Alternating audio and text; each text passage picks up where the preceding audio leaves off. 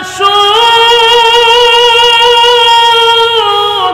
আমার ছেলে দুনিয়ার জমিনে আসছে গো, স্বাভাবিকভাবে দুনিয়াতে আসে নাই, স্বাভাবিকভাবে আসে নাই। দুনিয়ার যত ছেলে সন্তান মেয়ে সন্তান জন্মগ্রহণ করে প্রত্যেকের শরীরে ময়লা লাগানো থাকে, রক্ত লাগানো থাকে। আমার ছেলে দুনিয়াতে আসার সাথে সাথে আমি তাকায়া দেখি আমার সন্তান রেখে যেন গোসল করাইয়া খুশবু পড়াইয়া লজ্জাস্থান ঘুরে দুনিয়ার জমিনে পাঠাইছে। চিৎকার দিয়া কোন সুবহান। বলুন তো দেখি এটা কোনো মানুষের দ্বারা সম্ভব? হতে হয় না। পৃথিবীর কোনো মানুষকে এইভাবে জন্মগ্রহণ করছে? এই জুরে কোন করছে? তাহলে আমার নবীর জন্মটা অলৌকিকভাবে জন্ম। রাসূল দুনিয়াতে আসছে গোসল করা অবস্থায়, খুশবু পড়াইয়া রাসূলকে পাঠাইছে। এখানেই শেষ নয়, পৃথিবীর প্রতিটা সন্তান আসার সময় কান্নাকাটি করে রে আম্মা জান বলে আমার ছেলেও কাঁদছে। কিন্তু পৃথিবীর মানুষের কান্না আর আমার ছেলের কান্না একরকম নয়। আমি তাকায়া দেখি আমার ছেলে দুনিয়াতে আসার সাথে সাথে আমার সন্তান আল্লাহর কুদরতি পায় সেজদায় পড়ে গেছে। আমি তাকায়া দেখি সেজদায় পড়ে কান্দে।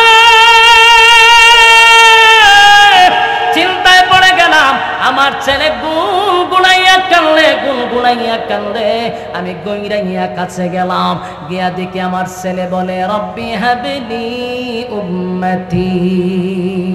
এই একটা জবান বন্ধ রাখবেন না, বলুন আল্লাহু আকবার। আশিক রাসূল নবীর শান কারে কয় গো? আমার নবী দুনিয়ার জমিনে আসছে অলৌকিক ভাবে, যেটা পৃথিবীর কোনো মানুষ এইভাবে জন্ম নিতে পারবে না। দুনিয়াতে আসার সাথে সাথে কেউ সেজদা দিতে পারে না। এখানেই শেষ নয়, আল্লাহর নবীর মা আমেনা বলেন হঠাৎ করে দেখি আমার কাছে একটা ঘোষণা আসছে, আমার ছেলেকে নিয়ে যাবে। আমি তাকায় দেখি আমার আশেপাশে আমার ছেলে নাই। আমি পেরেশানির মধ্যে পড়ে গেলাম, কোথায় রে আমার কলিজার টুকরাকে? সারা ঘরে বিশ্রায়া পাই না। আওয়াজ আসলো আমেনা, চিন্তার কোনো কারণ নাই, তোমার সন্তানকে আমার আল্লাহ ইনভাইট করছে কুল কায়নাতের মধ্যে তোমার ছেলেকে পরিচয় করায়া দিবে। আমার আল্লাহ সাত আসমানকে পরিচয় করাবে, সাত জমিনকে পরিচয় করাবে, কুল কায়নাতকে পরিচয় করাইবে। কারণ নবী জন্মের পরে যখন কোন সৃষ্টি যেন এই কথা বলতে না পারে মুহাম্মদকে চিনি না, এমন কোন মাখলুক যেন না থাকে। তাই আমার নবীর সাত আসমান ভ্রমণ করাইল, সাত জমিন ভ্রমণ করাইল, কুল কায়নাত ভ্রমণ করাইয়া আমার নবীরে আবার মার কাছে ফিরাইয়া দিছে। জুরে কোন সুবহান। রাসূলের দাদা ছিল ওই খানায় কাবার মুতাওয়াল্লি। তো তখনকার মানুষ কোনো কিছু সমস্যা করলে দাদার কাছে যাইতো, ওই আব্দুল মুত্তালিবের কাছে। বৃষ্টি না হইলেও গিয়া কইতো আপনি কইন একটু বৃষ্টির লেগিয়া। তে আল্লাহ এই রাসূলের দাদা খানায় কাবার উসিলায় দোয়া চাইতো, আল্লাহ বৃষ্টি দিত। তো আব্দুল মুত্তালিব একদিন চতুর্দিক দিয়া মানুষ আয়া ওনারে গেরাও করে রাখছে, বলতেছে আপনি তো খানায় কাবার মুতাওয়াল্লি, অথচ জমজমরা এতদিন ধরে বন্ধ হয়েছে, আপনি এই ব্যাপারে কোনো পদক্ষেপ নিলেন না। আপনি মুতাওয়াল্লি হয়েছেন, জমজম বন্ধ কেন? তো উনি চিন্তা করে গেল যে আমি মুতাওয়াল্লি অথচ জমজমরা বন্ধ, কিভাবে জমজম চালু করা যায়? তো উনি একদিন দোয়া করছে, আল্লাহ আপনি যদি জমজমটা চালু করে দেন তাহলে আমার সন্তান আছে 11 জন, একজনরে আল্লাহর রাস্তায় জবাই করে দিন। এই মান্নত যখন করছে তখন একদিন জমজম চালু হয়ে গেছে, জমজম চালু হয়েছে। আমাদের সমাজের একটা অভ্যাস দেখবেন, আমরা স্বার্থ ফুরায় গেলে পরে আর কিন্তু ইয়াদ থাকে না। জমজম তো চালু হয়েছে কিন্তু সন্তান আর আল্লাহ রাস্তায় জবাই করে না। তো ওনারা স্বপ্নে দেখানো হচ্ছে যে তুমি তো ওয়াদা দিছিলা তোমার একটা ছেলেকে কুরবানি দিবা, এখন যে দেও না 11 ছেলের উপরে কিন্তু বিপদ আসবে। তো স্বপ্নে দেখে ঘুমতে উঠে দৌড়াইয়া গেছে তাওরাতের এক আলেমের কাছে, ওনার নাম ছিল ওয়ারাকা বিন নাউফেল। গিয়া হয় কয়ও স্বপ্নে তো এই দেখছি, আমি তো মান্নত করছিলাম। তো এখন তাওরাতের আলেম হইতে মান্নত করছো জবাই করো না কেন? ওইটা কেমনে করি? তোমার সন্তানের মধ্যে যে কোনো একজনটা জবাই করো। তো 11 জন সন্তানটা লইয়া বসছে, বইয়া হইল আমি তো মান্নত করছিলাম একজনরে আল্লাহর রাস্তায় জবাই করো, তোমরা খেয়ে রাজি একটু বলো, কেউ রাজি হইব? কথা কই না দিন 11 জন ছেলেই বলতেছে বাবা আপনি কি আমার নাম বলছিলেন? না। তাহলে আমি যাই। আরেকজন বলে বাবা আপনি আমার নাম বলছিলেন? বলে না। তাতে আমিও যাই। যাই যাই কইতে কইতে 10 জন গেছে, রয়েছে একজন, ওনার নাম হলেন আব্দুল্লাহ, ছোট। কিন্তু বাপের নিয়ত হইল সবাইরে জবাই করতে পারি, কিন্তু আব্দুল্লাহরে জবাই করি কেন? ছোট ছেলে, ভদ্র নম্র, খুব স্নেহের, তাই আব্দুল্লাহরে জবাই করতে চাইল না। পরবর্তীতে গেল আবার আলেমের কাছে, তাওরাতের আলেমের কাছে গিয়া বলল এখন আমার ছেলে 11-10টাই রাজি না, আব্দুল্লাহ ছোট, এর কুরবানি দিই কেমনে? তাওরাতের আলেম বলল যেহেতু এ ছোট আছে প্রতিবাদ করবে না।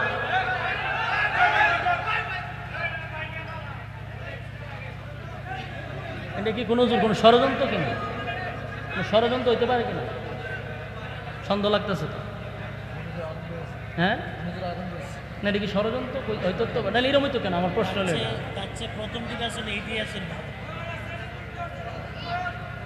আমার সময় কেন এরকম করবো?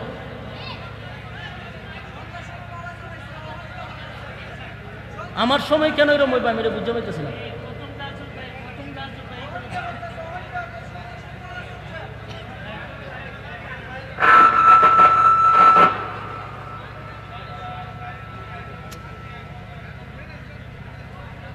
ভাই এরকম করেন না, প্লিজ সাউন্ডটা ঠিক করেন, সাউন্ডটা ঠিক করেন, সাউন্ডটা ঠিক করেন। রেসু এ কথা আরো তারে কিছু সময় আমরা দিতেছি। বসেন, বসে বসে যান। আব্দুল্লাহকে জবাই করতে বাবা চাচ্ছিল না। এক পর্যায়ে তাওরাতের আলেম বলল যেহেতু তোমার বাকি সন্তান রাজি হচ্ছে না, এ যেহেতু প্রতিবাদও করতে পারতো না, এরে জবাই করে দাও। সিদ্ধান্ত নিল আব্দুল্লাহ রাসূলের আব্বারে জবাই করবে। খানায় কাবার সামনে দাঁড় করাইছে, তরবারি হাতে নিয়ে আব্দুল্লাহরে জবাই করবে। এমন সময় দেখে প্রায় 80টা তরবারি লইয়া মহিলারা দাঁড়াই গেছে। কতজন মহিলা? 80 জন মহিলা, যুবতী, রূপসী, কুমারী মেয়েরা 80টা তরবারি লেখা রয়েছে। হারিয়া আব্দুল মুত্তালিবের গলার ধারে গিয়া কয় যদি আব্দুল্লাহরে জবাই করো মক্কাতে আগুন লাগাই দিব। তোমার বাকি 10টারে জবাই করো, কোনো বাধা নাই, কিন্তু আব্দুল্লাহরে জবাই করতে দিব না। কারণ আব্দুল্লাহর চেহারা দিকে ব্যবসা করতে গেলে আমরা ব্যবসার বরকত হয়। আব্দুল্লাহকে আমরা জবাই করতে দিব। ফরসিনে আব্দুল মুত্তালিব বিপদ, জবাই তো করতে পারলো না। আন্দোলন শুরু হয়ে গেছে, মহিলার আন্দোলন করতেছে। শেষ পর্যন্ত আবার গেছে তাওরাতের আলেমের কাছে, বলে গেছিলাম তো কুরবানি দিতাম, কিন্তু অন্দি মাইয়ারা আন্দোলন করে। শেষে ওরাকে বিন নাওফেল বললো তখন কি করবা? বলে না কোনোভাবে সম্ভব না। তাহলে কি করো? বলে একটা কাজ করো, লটারি মাইরা দেবো। একদিকে 100 উট, একদিকে আব্দুল্লাহ। যদি লটারির মধ্যে উট আসে উটকে জবাই করে দিবা, আর যদি আব্দুল্লাহ নাম আসে তাহলে আব্দুল্লাহরে জবাই করবা। দিন তারিখ ধার্য করে আবারও আব্দুল্লাহ সহ এক জায়গায় মানুষ জড়ো হয়েছে, লটারি দিছে। লটারির শুরুতেই আব্দুল্লাহর নাম উঠছে। এখন জবাই করা লাগেনি। মহিলারা চোখ বড় বড় করে চায় আব্দুল মুত্তালিবের দিকে, যে হইছে না। আরেকবার দিছে, আবার আব্দুল্লাহর নাম। 10 বার দিছে, 10 বার আব্দুল্লাহর নাম। 20 বার দিছে আব্দুল্লাহর নাম, 50 বার আব্দুল্লাহর নাম, 80 বার আব্দুল্লাহর নাম। দিতে দিতে 99 বার আব্দুল্লাহর নাম, কিন্তু উঠেন নাম আর উঠে না। এখন আর রয়েছে কয়বার? 100 বার দিতে গেলে আর একবার। এখন তো 100% জবাই হয়।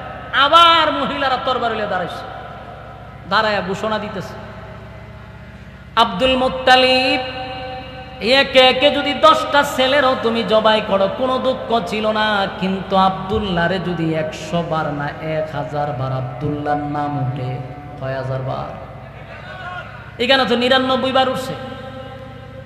1000 বারও যদি আব্দুল্লাহর নাম উঠে, ওয়াদা দিলাম আব্দুল্লাহর গলার মধ্যে যদি ছুরি লাগায়া দাও তাহলে গোটা মক্কা নগরীতে আমরা আগুন ধরায়া দিব। এ মহিলাদের আন্দোলন, মহিলাদের আন্দোলন শুরু হয়েছে। বিপদে পড়ছে আব্দুল মুত্তালিব, যে আর একবার রয়েছে যদি এখন আব্দুল্লাহর নাম ওঠে, আমি কি করতাম? 99 বার দিল আব্দুল্লাহর নাম। 100 বারে যখন লটারি টান দিল, তাকায়া দেখে আব্দুল্লাহর নাম ওঠে নাই, উটের নাম উঠে গেছে। এখন 100 উট আল্লাহর রাস্তায় জবাই করে দিছে। সুবহান। যুবক ভাইরা আমার, কথাগুলি বলার উদ্দেশ্য হলো রাসূল দুনিয়াতে আসার আগেই তো অলৌকিক ঘটনাগুলি ঘটছে। তাই 40 বছরের জীবন লাড়াচাড়া করার আগে আসুন নবীর জন্মের আগের ঘটনাগুলিও যদি বলি তাহলে আপনাদের কাছে আরো শুনতে সহজ হবে। আব্দুল্লাহ রাসূলের আব্বা আস্তে আস্তে বড় হইতে লাগে। গোটা মক্কা নগরীর মধ্যে সবচেয়ে লাজুক প্রকৃতির ছিল, মানে খুব লজ্জা পাইত। গোটা মক্কা নগরীর যত মেয়েরা ছিল, যুবতী মেয়েরা আব্দুল্লাহর জন্য পাগল ছিল। এখনকার ছেলেরা মেয়েরা টিজিং করে, ঠিক না? একটা মাইয়া স্কুল থেকে বাড়িতে গেলে রাস্তার পাশে দেখবেন কতগুলা আগার ট্যাং বগার ট্যাং, কতটা দেখবেন চুল এমনি রয়েছে, ইগানটা চুল নাই, খানের মধ্যে দুল, এই হিরুঞ্চির মতো ভিসে দিয়ে মাইয়াগুলারা ডিস্টার্ব করে। কথা কোন ঠিক? আপনি আমার মেয়ে সন্তান স্কুলে গেলে আমরা নিরাপদ না, কারণ ফুলা মানে ডিস্টার্ব করে। তখন মাইয়ারা ডিস্টার্ব করতো আব্দুল্লাহরে। কথা বুঝতেছে? সব মেয়েরা পাগল ছিল আব্দুল্লাহ। চতুর্দিক দিয়ে আব্দুল্লাহর জন্য বিবাহের প্রস্তাব আসে। ছেলে হইল একটা, বিয়ার প্রস্তাব যায় 100টা। এর মধ্যে একটা মেয়ের নাম ছিল মরিয়ম, তার বাবা ছিল ওয়ারাকা বিন নাওফেল, তাওরাতের আলেম, ধনাঢ্য একজন মেয়ে, বাবার অটাল সম্পত্তি ছিল। এই মরিয়ম আব্দুল্লাহ রে রাস্তার মধ্যে পাইলি দাঁড়ায়া বলতো, আব্দুল্লাহ রে এই তোর ভাই হইল 10 জন, তোর বাবা 10টা ছেলে 11টা ছেলে জন্ম দিছে, সম্পত্তি কি আছে, ভাগ করলে কিছুই পাবি না। বরং তুই যদি আমারে বিবাহ করস, আমি আমার বাবার একমাত্র কন্যা, আমার যত সমস্ত সম্পদ আছে তোর নামে সব আমি দিয়া দিব। তোমার আব্বারে বলো আমার সঙ্গে যেন তোমার বিবাহ দেয়। প্রতিদিন রাস্তার মধ্যে মেয়েরা ডিস্টার্ব। আব্দুল্লাহর বাবার কাছে, আব্দুল মুত্তালিবের কাছে প্রতিদিন বিবাহের প্রস্তাব যায়। একটা সময় আব্দুল মুত্তালিব চিন্তা করলো মেয়েদের টিজিং আর সহ্য করার মতো না। রাত্রের বেলায় অন্ধকারে নিজের সন্তান আব্দুল্লাহরে লইয়া মক্কা ছেড়ে মদিনার দিকে চলে গেছে। মদিনায় গেছে, ছেলে লইয়া ফলাইয়া গেছে, কারণ মাইয়া মানে যে ডিস্টার্ব শুরু করছে। মদিনায় আবার আব্দুল মুত্তালিবের একজন বন্ধু ছিল, দুইজন একসাথে ব্যবসা করতো। তো ব্যবসার সুবাদে দেখছে যে ঘরের ভিতরে একটা যুবতী মাইয়া আছে। চিন্তা করছে মাইয়াটা তো সুন্দর, আমার ছেলেও সুন্দর, বিয়া যদি করানে লাগে আমার বন্ধুর মাইয়ার সাথে বিয়া করাবো। এটা আগেই টার্গেট রাখছে। ওই রাত্রের বেলা ছেলেরা লইয়া মদিনায় গেছে। দেখো দোস্ত, আমি তো আইসি মক্কার থেকে রাত্রের বেলায় ফলাইয়া। বলে কে রে? বলে ছেলে একটা, বিয়ায় 100টা, মাইয়া ফানের যন্ত্রণায় ফুলা লই আইছি। অনিয়ত করছি বিয়া না করাইয়া আমি আর মক্কায় যেতাম না। তো মাইয়া পছন্দ হয়েছে নি? বলে মাইয়া তো তোরটাই আমার পছন্দ আগের থেকে। তো বন্ধু হইলে দোস্ত তোর ছেলে অনেক সুন্দর, আমার মেয়েও সুন্দর, তাহলে বিয়া করাইনি। বিবাহ করাইয়া দিছে। যেই মেয়ের সাথে বিবাহ হয়েছে ওনার নাম হলো আমেনা। সুবহানাল্লাহ। বিয়া হয়ে গেছে। বিয়া টিয়া করার পরে অনেক দিন পরে আব্দুল্লাহরে নিয়ে আবার ওনার বাবা আসছে মক্কায়। ওই দিকে গোটা মক্কার যুবতী মাইয়ারা আব্দুল্লাহরে তালাশ করতে করতে পাগল হয়ে গেছে। আব্দুল্লাহ গেল কো? গোটা মক্কায় আব্দুল্লাহরে তালাশ করে, আব্দুল্লাহরে পায় না। কোথায় রে আব্দুল্লাহ, কোথায় আব্দুল্লাহ, কোথায়? পায় না। আজকে 7-10 দিন হয়ে গেছে। হঠাৎ করে আব্দুল্লাহ যখন মক্কায় আসলো, মেয়েরা খবর পাইছে আব্দুল্লাহ মক্কায় আসছে। এর মধ্যে মরিয়ম ওয়ারাকা বিন নাওফেলের মেয়ে একমাত্র কন্যা খবর পাইছে। হঠাৎ করে তাকায় দেখে আব্দুল্লাহ রাস্তা দিয়া হাঁটতেছিল। মরিয়ম পাগল পাগল পাগল হইয়া ঘর থেকে বাহির হইয়া রাস্তায় দাঁড়াইছে আব্দুল্লাহর সামনে। আব্দুল্লাহর সামনে দাঁড়ায় বলে, আব্দুল্লাহ 10টা দিন ধরে পাগল পাগল হইয়া মক্কার অলিতে গলিতে তোমারে তালাশ করি, কিন্তু আমি তোমারে পাই না। বলো না তুমি এতদিন কোথায় ছিলা? হঠাৎ করে মরিয়ম আব্দুল্লাহর চেহারার দিকে তাকাইয়া মরিয়ম জোরে একটা চিৎকার দিয়া মাটিতে পড়ে গেছে, বেহুশ হয়ে গেছে। আব্দুল্লাহ চিন্তায় পড়ে গেল, মরিয়ম আমারে দেখে চিৎকার মেরে বেহুশ হয়ে গেলে ঘটনা কি? হুশ ফিরার পরে আবার চিৎকার শুরু করছে আর বলে, আব্দুল্লাহ 10টা দিন মক্কার অলিতে গলিতে তোমারে তালাশ করলাম, আজকে তোমার চেহারার দিকে তাকাইয়া আমি বুঝতে পারছি আব্দুল্লাহ রে, বল খানায় কাবার কসম দিছি আমার সঙ্গে লুকোচুরি করবি না। বল তুই কি বিবাহ করছস? বলে হ করছি। মেয়ের নাম কি আমেনা? বলে হ আমেনা। মেয়ের বাড়ি কি মদিনায়? বলে মদিনায়। আব্দুল্লাহ, আব্দুল্লাহ, আমি আজকে অনেক দিন ধরে পাগল হয়ে গেছি তোরে বিবাহ করার জন্য। আব্দুল্লাহ রে, আমি তোরে মন থেকে ভালোবাসতাম। যেদিন তোর আব্বা তোরে জবাই করার জন্য খানায় কাবার সামনে দাঁড়াইছিল, 80 জন মেয়ে তোর বাড়ি লইয়া দাঁড়াইছিল প্রতিবাদ করার জন্য। এ আব্দুল্লাহ, এই 80 জন মেয়ের নেতৃত্ব আমি মরিয়ম দিছি। আমার নেতৃত্বে 80 জন মেয়ে দাঁড় করাইছি তোমারে যেন জবাই না করে, কারণ আমার মনে বড় ধারণা ছিল আব্দুল্লাহর স্বপ্ন দেখছি পৃথিবীর শ্রেষ্ঠ মা আমি হব। পৃথিবীর শ্রেষ্ঠ মা হব। এ আব্দুল্লাহ, তোমার জন্য কেন পাগল ছিলাম জানোনি? কেন পাগল ছিলাম? কেন পাগল ছিলাম জানোনি? আব্দুল্লাহ রে, আমার আব্বা কিন্তু তাওরাতের আলেম। আমি তাওরাতের আলেমের মেয়ে। আমি প্রতিদিন আমার বাবার সঙ্গে তাওরাত রিসার্চ করি। তাওরাতের প্রতি পৃষ্ঠায় পৃষ্ঠায় আমি মুহাম্মদের নাম পেয়েছি। এ আশিকে রাসূল,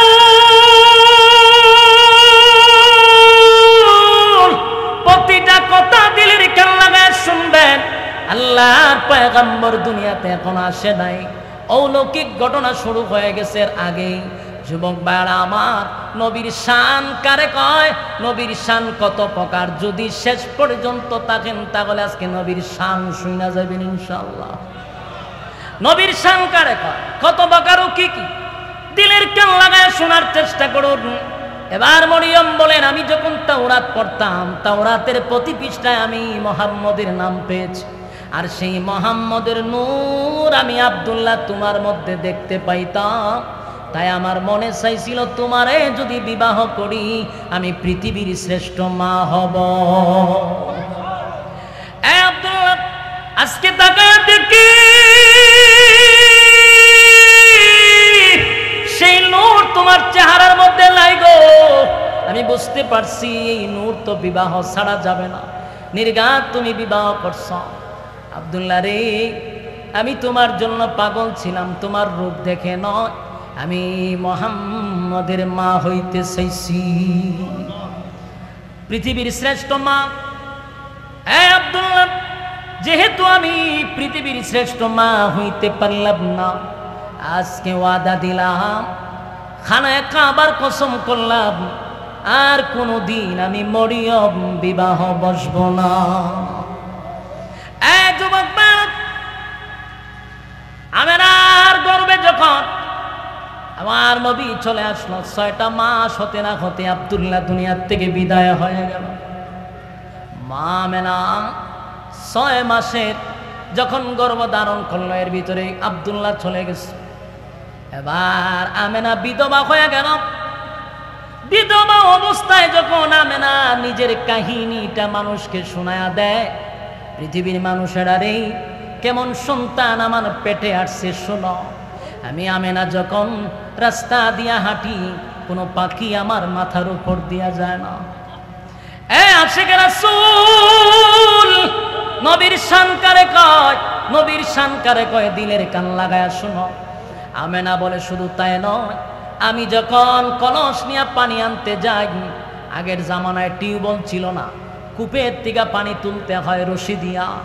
আমেনা বলেন, আমি কূপের পাড়ে গেলে পানি অটোমেটিক আমার সামনে চলে আসতো, রশি লাগতো না, টানতে হইতো না।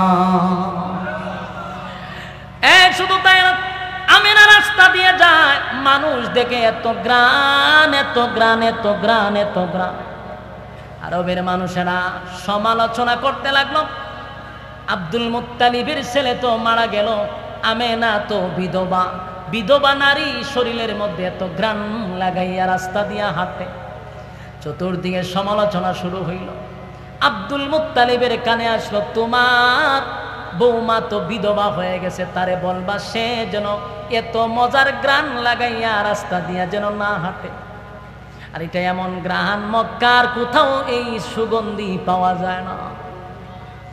এবার আব্দুল মুত্তালিব রাসূলের দাদিরে বলল, তোমার বৌমারে বলবা সে যেন গ্রান না লাগায়, আতর ব্যবহার না করে। বিধবা মানুষ সমালোচনা করে, আমার ইজ্জত যায়। রাসূলের দাদি বললেন, মা তোমার শ্বশুর হলো মক্কার একজন সর্দার মাতব্বর, তার একটা সম্মান আছে। মাগো তোমার স্বামী নাই, তুমি কিন্তু এত গ্রানের আতর ব্যবহার করবা না। এবার আমেনা বলে, মা আমি আপনাদেরকে জানাইতে চাই, একটু আমার সঙ্গে আসেন। রাসূলের দাদিরে কাছে নিয়ে তুতু ফালাইছে। মা এখন কি গ্রান কমছে না বাড়ছে? রাসূলের দাদি বলেন, পোড়া গড়টা যেন সুগ্রানে মুখরিত হয়ে গেছে। এবার বাথরুমে নিয়ে বলেন, মা দাঁড়ান, যেখানে গোসল করি সেখানে আসেন। সেখানে যাওয়ার পরে দেখ গ্রান আরো বাড়ছে। মাগো যেই গ্রান আপনারা শুনছেন, যেই গ্রান আপনারা পাইতেছেন, এটা দুনিয়ার কোনো আতর নয়, আমি টাকা দিয়া কিনে শরীরে লাগাই নাই গো মা। এই গ্রান আমার পেটের ভিতর থেকে আসে। জুরে কোন সুবহান। পেটের ভিতরে থাকা অবস্থায় গ্রান বাহির হয়েছে। বলেন, মা আমার শরীর থেকে গ্রান বাহির হয়, আমার মুখ থেকে গান বাহির হয়। শুধু তাই নয়, আমি রাস্তা দিয়া গেলে গাছ পর্যন্ত আমারে সালাম দেয়। যুবক ভাইরা আমার, এবার আসুন, যেদিন রাসূল দুনিয়াতে আসবে, কবে আসবে? কেউ বলে 8 তারিখ, কেউ বলে 12ই রবিউল আউয়াল, ঠিক নেই? এই 12ই রবিউল আউয়াল মাসে সুবে সাদিকের সময় রাসূল দুনিয়াতে পদার্পণ করছে সোমবার দিনে। সত্য না মিথ্যা? 100% সত্য। হয় 8 তারিখ অথবা 12 তারিখ, কিন্তু সোমবার দিন সুবে সাদিকের সময় রাসূল দুনিয়াতে পদার্পণ করছে। সুবহান। যুবক ভাইরা, রবিউল আউয়াল মাসে রাসূল দুনিয়াতে আসার কারণে আমরা খুশি না বেজার? কথা হয় না দি? এই রবিউল আউয়াল আসলে আপনারা যেমন খুশি, আমরাও খুশি, ঠিক কিনা? না আপনারা বেজার? কথা হয় না দি? খুশি না বেজার? রবিউল আউয়াল এলে হৃদয়ের দুয়ার খুলে, রবিউল আউয়াল এলে হৃদয়ের দুয়ার খুলে, চরিয়ে তব নামের খুশবু ফুল। ইয়া মুহাম্মদ মুহাম্মদ মুহাম্মদ রাসূল, ইয়া মুহাম্মদ মুহাম্মদ মুহাম্মদ রাসূল। চলতনি? কথা বলেন, চলতনি? আমার সাথে কইতিব তো? বলেন, ইয়া মুহাম্মদ মুহাম্মদ মুহাম্মদ রাসূল, ইয়া মুহাম্মদ মুহাম্মদ মুহাম্মদ রাসূল। রবিউল আউয়াল এলে হৃদয়ের দুয়ার খুলে, রবিউল আউয়াল এলে হৃদয়ের দুয়ার খুলে, ছড়িয়ে তব নামের খুশবু ফুল। ইয়া মুহাম্মদ মুহাম্মদ মুহাম্মদ রাসূল, জুড়ে ইয়া মুহাম্মদ মুহাম্মদ মুহাম্মদ রাসূল। আরবের খুশি সবই, আরবের খুশি সবই, এসেছেন ধরাই নবী। আরবের খুশি সবই, এসেছেন ধরাই নবী। আদারে দ্বার খুলে আজ উঠেছে নূরের রবি, আদারে দ্বার খুলে আজ উঠেছে নূরের রবি। মোহাম্মদ নামে বাজে না তেরা সুল, ইয়া মুহাম্মদ মুহাম্মদ মুহাম্মদ রাসূল, জুড়ে ইয়া মুহাম্মদ মুহাম্মদ মুহাম্মদ রাসূল। রবিউল আউয়াল এলে হৃদয়ের দুয়ার খুলে, রবিউল আউয়াল এলে হৃদয়ের দুয়ার খুলে, ছড়িয়ে তব নামের খুশবু ফুল। ইয়া মুহাম্মদ মুহাম্মদ মুহাম্মদ রাসূল, ইয়া মুহাম্মদ মুহাম্মদ মুহাম্মদ রাসূল। আমারি মন বিজনে দিদারে স্বপ্ন বুনে, আমারি মন বিজনে দিদারে স্বপ্ন বুনে আশেকের দাও দেখা দাও শয়নে হৃদয় কোণে ইয়া মুহাম্মদ মুহাম্মদ মুহাম্মদ রাসূল ইয়া মুহাম্মদ মুহাম্মদ মুহাম্মদ রাসূল আমারি মন বিজনে দিদারে স্বপ্ন বুনে আমারি মন বিজনে দিদারে স্বপ্ন বুনে আশেকের দাও দেখা দাও শয়নে হৃদয় কোণে আশেকের দাও দেখা দাও শয়নে হৃদয় কোণে তোমারি প্রেমে সদা তকি মশগুল ইয়া মুহাম্মদ মুহাম্মদ মুহাম্মদ রাসূল ইয়া মুহাম্মদ মুহাম্মদ মুহাম্মদ রাসূল রবিউল আউয়ালে হৃদয়ের দুয়ার খুলে রবিউল আউয়ালে হৃদয়ের দুয়ার খুলে ছড়িয়ে তব নামের খুশবু ফুল ইয়া মুহাম্মদ মুহাম্মদ মুহাম্মদ রাসূল ইয়া মুহাম্মদ মুহাম্মদ মুহাম্মদ রাসূল রবিউল আউয়াল মাস সুবে সাদিকের সময় দুনিয়াতে রাসূল পদার্পণ করছে খুশি রে আমরা বড় খুশি আমরা বেজার না আনন্দিত আনন্দিত শুধু আমরা কেন আসমান আনন্দিত জমিনটাও আনন্দিত সূর্য চন্দ্র গ্রহ নক্ষত্র পাহাড় পর্বত সাগর নদী নালা খাল বিল কীট পতঙ্গ আমার নবীর আগমনে সবাই তো আনন্দিত আল্লাহর নবী দুনিয়াতে আসার পরে আম্মা জান আমেনা বলে আমার ছেলে দুনিয়ার জমিনে আসছে গো স্বাভাবিকভাবে দুনিয়াতে আসে নাই স্বাভাবিকভাবে আসে নাই দুনিয়ার যত ছেলে সন্তান মেয়ে সন্তান জন্মগ্রহণ করে প্রত্যেকের শরীরে ময়লা লাগানো থাকে রক্ত লাগানো থাকে আমার ছেলে দুনিয়াতে আসার সাথে সাথে আমি তাকায়া দেখি আমার সন্তান দেখে যেন গোসল করাইয়া খুশবু পড়াইয়া লজ্জাস্থান ঘুরে দুনিয়ার জমিনে পাঠাইছে চিৎকার দিয়া কোন সুবহান বলুন তো দেখি এটা কোনো মানুষের দ্বারা সম্ভব হতে হয় না পৃথিবীর কোনো মানুষকে এইভাবে জন্মগ্রহণ করছে এই জুরে কোন করছে তাহলে আমার নবীর জন্মটা অলৌকিকভাবে জন্ম রাসূল দুনিয়াতে আসছে গোসল করা অবস্থায় খুশবু পড়াইয়া রাসূলকে পাঠাইছে এখানেই শেষ নয় পৃথিবীর প্রতিটা সন্তান আসার সময় কান্নাকাটি করে রে আম্মা জান বলে আমার ছেলেও কাঁদছে কিন্তু পৃথিবীর মানুষের কান্না আর আমার ছেলের কান্না একরকম নয় আমি তাকায়া দেখি আমার ছেলে দুনিয়াতে আসার সাথে সাথে আমার সন্তান আল্লাহর কুদরতি পায় সেজদায় পড়ে গেছে আমি তাকায়া দেখি সেজদায় পড়ে কান্দে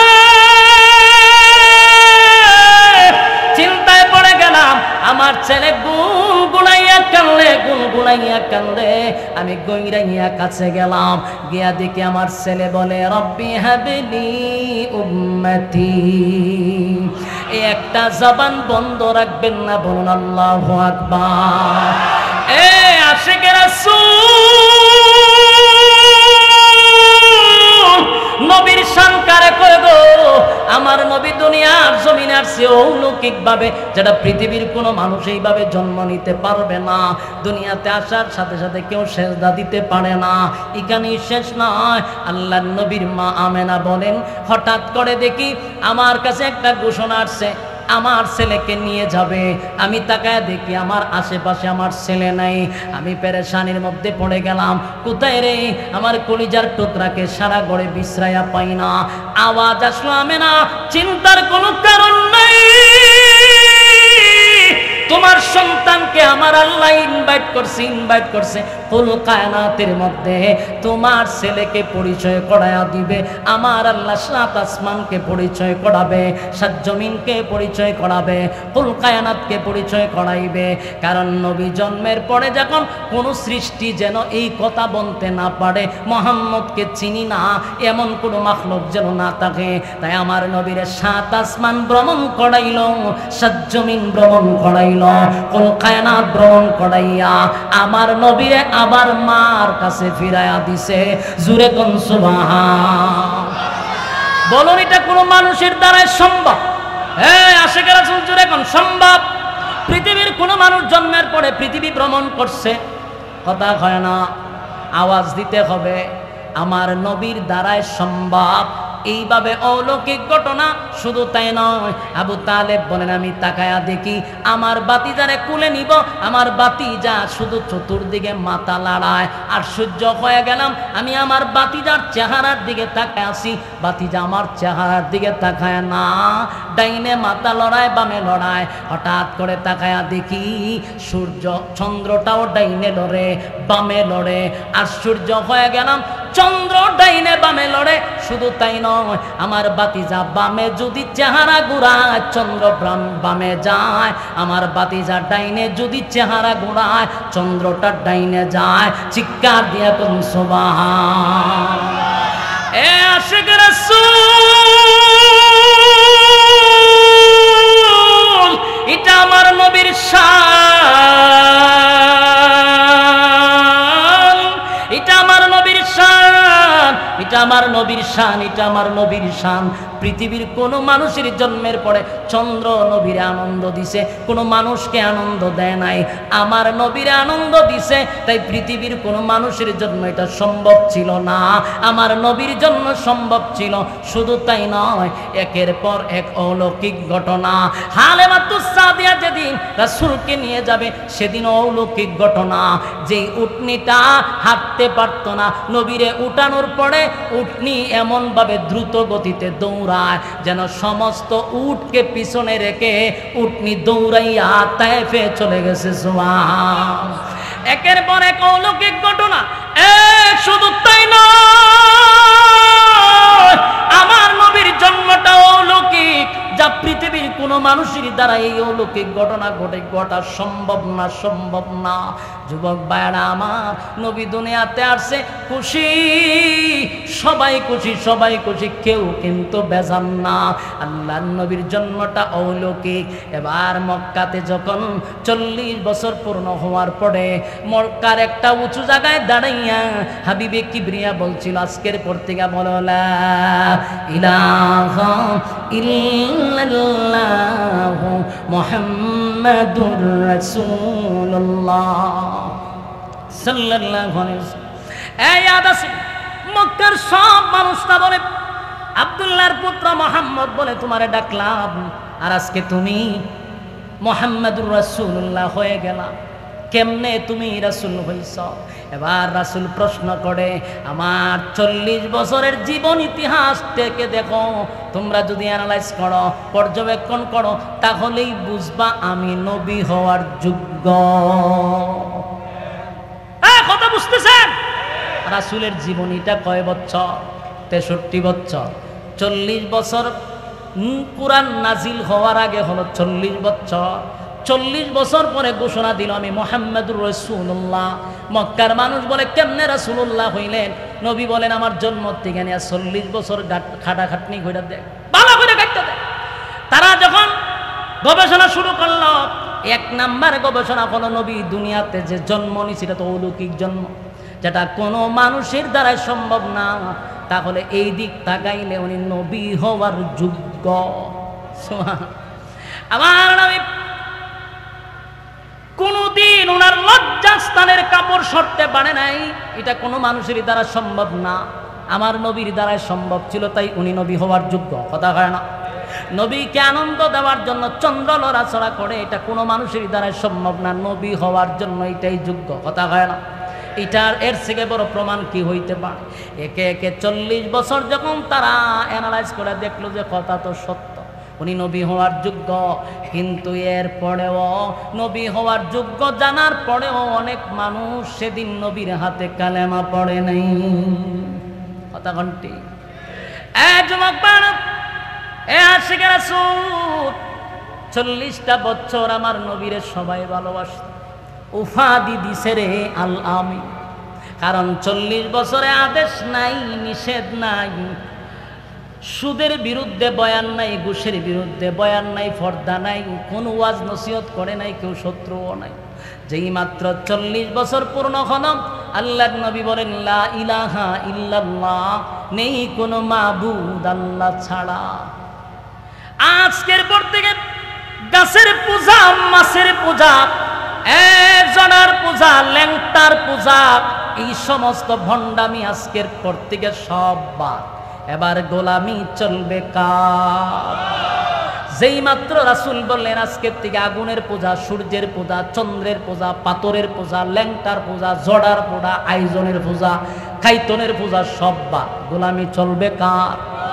সেদিন থেকেই তারা নবীর বিরুদ্ধে দাঁড়ায়া গেছে। কথা এখন বুঝতেছে? স্বার্থে যখন আঘাত করছে তখন দাঁড়ায়া গেছে রাসূলের বিরুদ্ধে। 40 বছর রাসূলের ছিল জীবন ইতিহাস, চুপ ছিল রাসূল 40 বছর। এটা ছিল নবী হওয়ার জন্য যোগ্য, যে এর সব প্রমাণ 40 বছরের ভিতরে রয়েছে। এই 40 বছর উম্মতের জন্য পালনীয় নয়। বুঝেন নাই মনে কথা? 40 বছরের পুরা বিষয়টা কি কেউ পালন করতে পারবো? পালন করা সম্ভব? পালন যদি করতে পারবো তাহলে তুই রাসূলের মতো জন্ম ইয়া দেখা। রাসূলের জন্মের পরে সূর্য চন্দ্র লড়াচড়া করছে, তুই লড়াচড়া করে দেখা। তাহলে বোঝা গেল 40 বছরের জীবন ইতিহাস এটা পালনীয় নয়, এটা আলোচ্য আলোচ্য আলোচ্য। বাকি 23 বছরের জীবন ইতিহাস শুধু আলোচ্য নয়, এটা পালনীয় পালনীয় পালনীয়। আমাদের সমাজের মানুষগুলি কোনটা আলোচ্য কোনটা পালনীয় এখন পর্যন্ত এতটুকু বুঝার জ্ঞান নাই। এরা দেখবেন বুঝে কম, লাফায় বেশি। বেটা আমারে তুই ক 40 বছরের জীবন ইতিহাস লয়ে যে লাফাস, এটা তো রাসূল নবী হওয়ার যতগুলা কোয়ালিটি মানে ইয়েগুলা দরকার, যতগুলা মানে সার্টিফিকেট দরকার, সবগুলো কি 40 বছরের ভিতরে। বেঈমানরা যেন নবী হয়েছেন কেমন বলে 40 বছর গাইডটা দেখ আমি কেমন নবী হয়েছি। কিন্তু 40 বছরের ভিতরে তো পালন করার কিছু নাই। যখন 40 বছরের পরে কোরআন আসছে, নামাজ এটা কি আলোচ্য না পালনীয়? ফর্দা আলোচ্য না পালনীয়? তাহলে পালনীয় কোনটা আলোচ্য কোনটা এটা বুঝতে পারছেন? এই জন্য বেশিরভাগ মানুষ দেখবেন 23 বছরের জীবন ইতিহাস নিয়ে আর লাফায় কম। কারণ এখানে আলোচনা করতে গেলে পালন করতে হবে, নামাজ পড়তে হবে, রোজা রাখতে হবে, হজ করতে হবে, যাকাত দিতে হবে, পর্দা মানতে হবে, সুদ ছাড়তে হবে, ঘুষ ছাড়তে হবে। এই জন্য এটা মানতে রাজি না যেখানে নামাজ নাই, রোজা নাই, হজ নাই, যাকাত নাই, পর্দা নাই, সুদ ঘুষ সয়লাভ, সেটা মানতে রাজি। রাসূলের মিলাদ নিয়ে আলোচনা করলে কি হয়? নফল ইবাদত বন্দেগীর সব হয়।